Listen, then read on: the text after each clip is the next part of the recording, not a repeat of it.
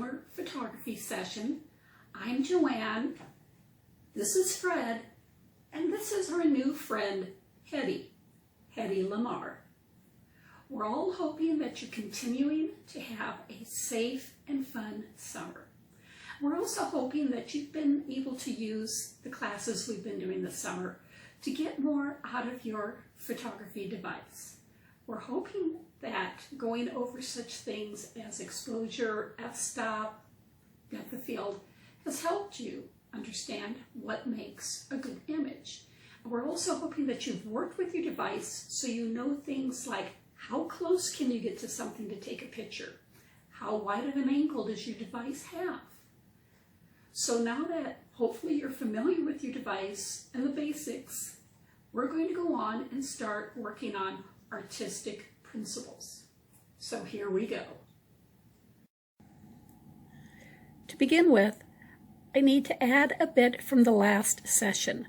We were dealing with macro zoom photography, and I didn't mention that if you are working with a digital camera, there is a setting on it, especially for macro zoom.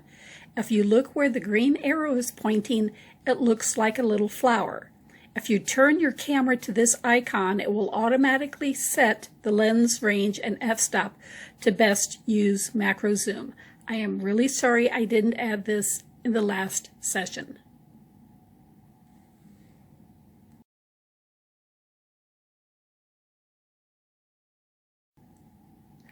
This week we are going to deal with perspective and the rule of thirds.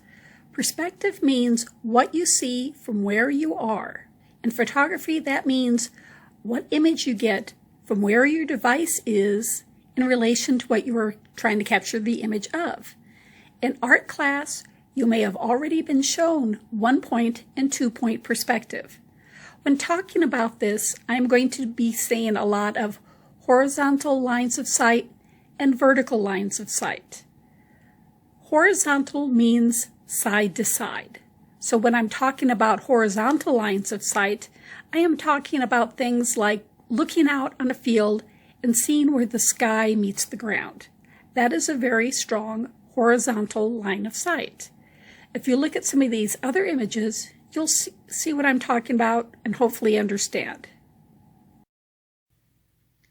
The first example I'm using is a simple image of the siding on our church. Looking at it, you see the horizontal lines of sight? Each row of siding is the same height, and the line of sight goes straight from side to side. Compare that to the photo taken from the corner of the church. The closest part to the device, the corner, if you look, you see the rows look bigger on the siding. And the further away from that corner, the rows get shorter, and it looks like all the rows are slanted down to 1 point, which is where you get your 1-point perspective. Now, using that in a photo, look at the path, the power lines, and the people. Your brain is telling you that all the power lines are the same height and the same distance apart. The path is the same width, and the people are roughly the same size. But your eyes are seeing that the poles are getting smaller and closer together the further away, and the path looks like it's narrowing down to a dot the further away you get. And the people further down the path look smaller than the guy on the bike close to the camera. Again, this is 1-point perspective.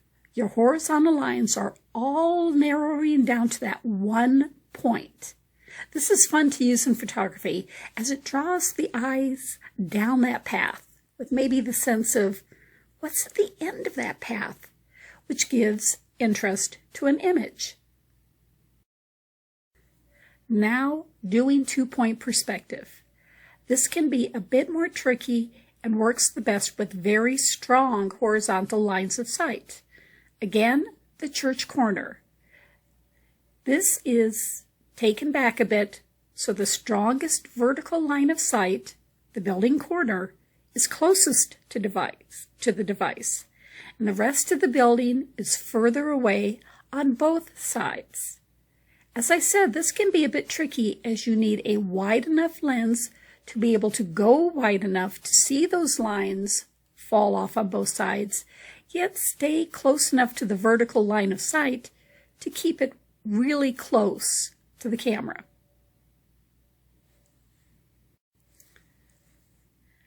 Now, perspective can be used in different ways besides 1-point and 2-point perspective. If you try getting a different angle on an image, you can really get more interest in it. Take these leaves on this tree. Pretty basic, and while nice, it's not really doing a lot to capture interest. So what happens when you get a different angle, like behind? See how the light is racing texture coming through the leaves. That can add interest. Now we've got this picture of fungus. I don't know if it's a toadstool or a mushroom, but I like fungi. This one caught my attention because of its size, and I love how the light was coming through the sections under the cap. By getting down as low as I could, I was able to get that caught on the image.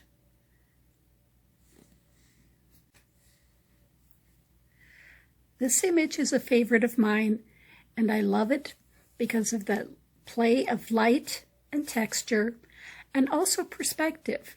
Would you believe this is just looking straight up? Interesting perspective on that, and just came out as a really beautiful photograph. Along with perspective, we're going to touch on the rule of thirds. This is an artistic principle that suggests you should have your main focus point of interest not in the center of your image, but off to one side, roughly 1/3 up and 1/3 in from whatever corner it's closest to.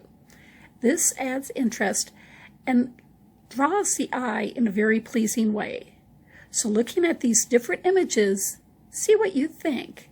And while it's not required that you go with the rule of third, it is a good tool to have in your skill set. Okay, this is a quick check to see if you understand the lesson for this week. This image was taken by Greg Alice, and I'd like you to analyze it. Is it 1-point or 2-point perspective? Horizontal or vertical? And what do you think is the main focus point? Well, that's what we were going to go over for this week in the photography session. I'm hoping you get a chance to use 1-point and 2-point perspective and fool around a bit with the rule of thirds and different angles for taking photos. We're hoping that you have another safe week and really hoping to see you next week. So on behalf of myself, Fred, and Hetty, we wish you have a good day. Bye.